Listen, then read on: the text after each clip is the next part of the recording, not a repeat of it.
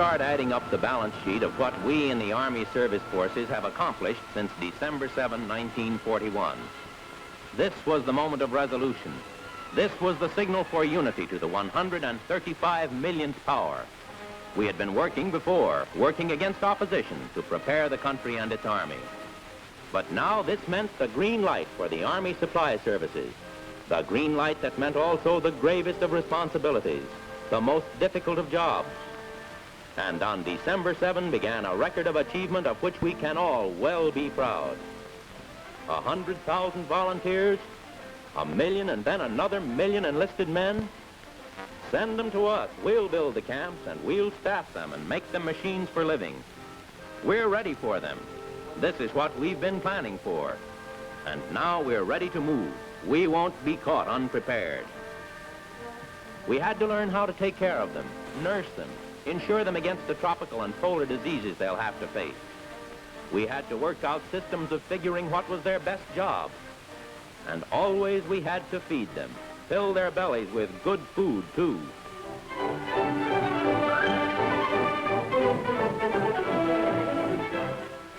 And we faced the monumental job of getting them the tools for their fighting, designing those tools, testing them, making those tools, mass making them, financing their manufacture and buying them, and finally, making sure they get to the men who need them, whether for training or for fighting.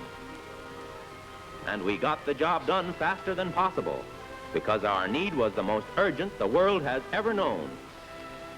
We had to get the tools to where they would do the most good. That, too, was our job, and a big one. Lend-lease in the billions of dollars worth. Little things like quinine, big things like trucks, or still bigger like 50-ton tanks. Allies desperately pressed, holding valiantly, holding time still for us.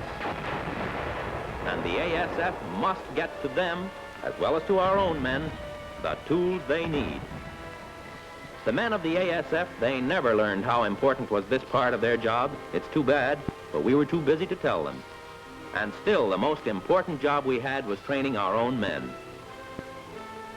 The time that the Chinese and the Russians and the British saved for us saved the lives of these boys, because we were doing our part by getting them the tools they needed to learn their jobs, and by teaching them how to use these tools.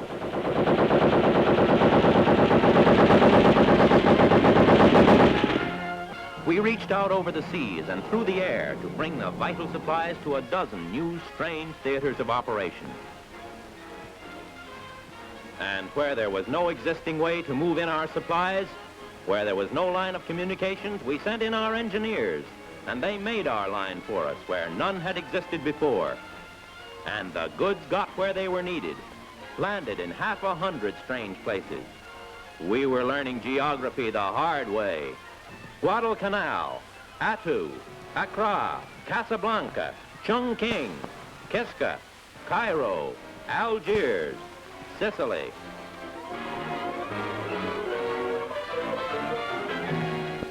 Within a few scant months of December 7, our ASF had ferried our American soldiers to Ireland and Alaska, to Trinidad and South America, to Egypt, China, and India.